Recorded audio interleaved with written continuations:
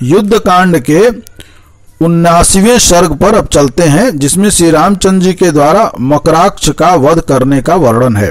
प्रधान वानरों ने जब देखा कि मकराक्ष नगर से निकला आ रहा है, तब वे सब के सब सहसा उछलकर युद्ध के लिए खड़े हो गए। फिर तो वानरों का निशाचरों के साथ बड़ा भारी युद्ध छिड़ गया, जो देव दानव संग्राम के समान रोंगटे खड़े कर देने वाला था। वानर और निशाचर वृक्ष, शूल, गदा और परिघों की मार से उस समय एक दूसरे को कुचलने लगे।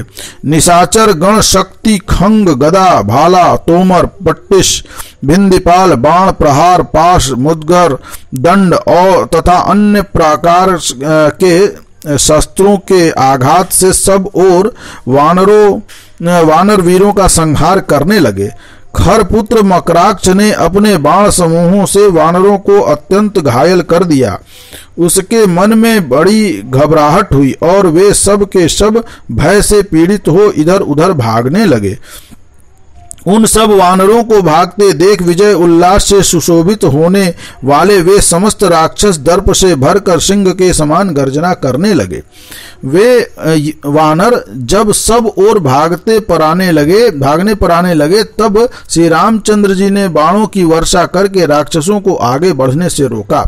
राक्षसों को रोका गया देख निशाचर मकराक्ष क्रोध की आग से जल उठा और इस प्रकार बोला, राम ठहरो, मेरे साथ तुम्हारा द्वंद्व युद्ध होगा। आज अपने धनुष से छूटे हुए पैने बाणों द्वारा तुम्हारे प्राण हर लूंगा। उन दिनों दंडकारण्य के भीतर जो तुमने मेरे पिता का वध किया था, तभी से लेकर अब तक तुम राक्षस वध के ही कर्म में लगे हुए थे। इस रूप में तुम्हारा स्मरण करके मेरा रोष बढ़ता ही जा रहा है। दुरात्मा राघव, उस समय विशाल दंडकारण्य में जो तुम मुझे दिखाई नहीं दिए, इससे मेरे अंग अत्यंत रोष से जलते रहते थे। किंतु राम, सौभाग्य की बात है जो तुम आज यहाँ मेरी आंखों के सामने पड़ गए हो। जैसे भूख से पीड़ित हुए सिंह को दूसरे वन जंतुओं की अभिलाषा होती है, उसी तरह मैं भी तुम्हें पाने की इच्छा करता था।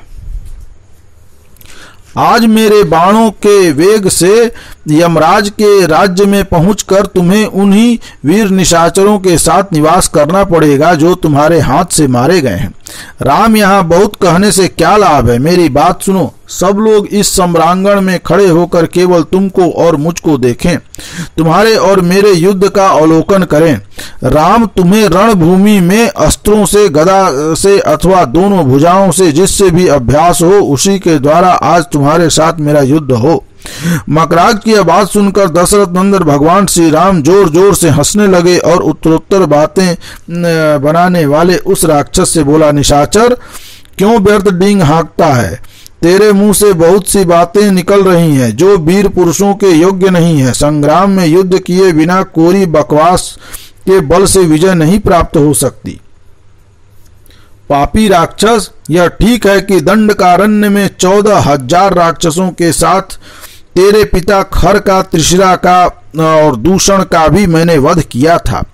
उस समय तीखी चोंच और अंकुश के समान पंजे वाले आधे से बहुत से गीदड़ों और कौवों को भी उनके मांस से अच्छी तरह तृप्त किया था, और अब आज वे तेरे मांस से भरपेट भोजन पाएंगे। श्री रघुनाथ जी ने ऐसा कहने पर महाबली मकराक्ष ने रणभूमि में उसके ऊपर बाण समूहों की वर्षा प्रारंभ कर दी। परंतु श्री राम ने स्वयं भी बाणों की बौछार करके उस राक्षस के बाण टुकड़े टुकड़े कर डाले। वे कटे हुए सुनहरी पंख वाले सहस्त्रों बाण पृथ्वी पर गिर पड़े। दशरथ नंदन भगवान श्री राम और राक्षस खर के पुत्र मकराक्ष, इन दोनों में से एक दूसरे के निकट आकर बलपूर्वक युद्ध होने लगा। उन दोनों की प्रत्यंचा और हथेली की रगड़ से धनुष के द्वारा जो टंकार शब्द प्रकट होता था, वह उस सम्रांगण में परस्पर मिलकर उसी तरह सुनाई देता था जैसे आकाश में दो मेघों के गर्जन की आवाज हो रही हो। देवता, दानव, गंधर्व, किन्नर और बड़े बड़े नाग, ये सब के सब उस अद्भुत युद्ध को देखने के लिए अंतरिक्ष में आकर खड़े हो गए। दोनों के शरीर बाणों से बिध गए और फिर भी उनका बल दुगना बढ़ता जाता था। वे दोनों संग्राम भूमि में एक दूसरे के अस्त्रों को काटते हुए लड़ रहे थे। श्री रामचंद्र जी के छोड़े हुए बाण समूहों को वह राक्षस रणभूमि में काट डालता था और राक्षस के चलाए हुए सहायकों को श्री रामचंद्र जी अपने बाणों द्वारा टूक टूक कर डालते थे। संपूर्ण दिशा और विदिशाएं बाण समूह से आच्छादित हो गई थी और सारी पृथ्वी ढक गई थी। चारों ओर कुछ भी दिखाई नहीं देता था। तदंतर महाबाहु श्री रामचंद्र जी ने क्रोध से भरकर उस राक्षस के धनुष को युद्ध भूमि में काट दिया और 8 नाराजों द्वारा उसके सारथी को भी पीट दिया। फिर अनेक बाणों से रथ को छिन्न भिन्न करके श्री राम ने घोड़ों को भी मार गिराया। रथहीन हो जाने पर निशाचर मकराक्ष भूमि पर खड़ा हो गया। पृथ्वी पर खड़े हुए उस राक्षस ने शूल हाथ में लिया जो प्रलय काल की अग्नि के समान दीप्तमान तथा समस्त प्राणियों को भयभीत करने वाला था। वह परम दुर्लभ और महान शूल भगवान शंकर का दिया हुआ था जो बहुत ही भयंकर था। वह दूसरे संहार शस्त्र की भांति आकाश में प्रज्वलित हो उठा। उसे देखकर संपूर्ण देवता भय से पीड़ित हो सब दिशाओं में भाग गए। उस निशाचर ने प्रज्वलित होते हुए उस महान शूल को घुमाकर महात्मा श्री रघुनाथ जी के ऊपर क्रोधपूर्वक चलाया। खरपुत्र मकराक्ष के हाथ से छूटे हुए उस प्रज्वलित शूल को अपनी ओर आते देख श्री रामचंद्र जी ने 4 बाण मारकर आकाश में ही उसको काट डाला। दिव्य सुवर्ण से विभूषित वह शूल श्री राम के बाण से खंडित हो अनेक टुकड़ों में बंट गया और बड़ी भारी उल्का के साथ भूतल पर बिखर गया। अनायास ही महान कर्म करने वाले श्री राम के द्वारा उस शूल को खंडित हुआ देख आकाश में स्थित हुए सभी प्राणी उन्हें साधुवाद देने लगे।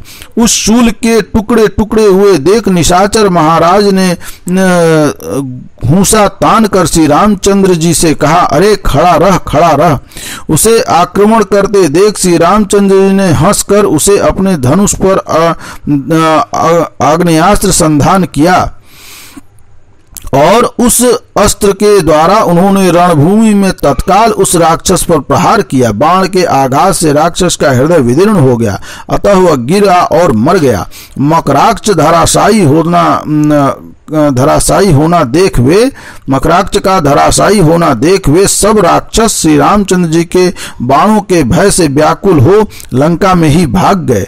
देवताओं ने देखा जैसे वज्र का मारा हुआ पर्वत बिखर जाता है, उसी प्रकार खर का पुत्र निशाचर मकराक्ष दशरथ कुमार श्री रामचंद्र जी के बाणों के वेग से मार डाला गया। इसमें उन्हें बहुत बड़ी प्रसन्नता हुई। इस प्रकार यह 79वां सर्ग युद्धकांड का समाप्त हुआ। बोलिए राजा रामचंद्र की जय।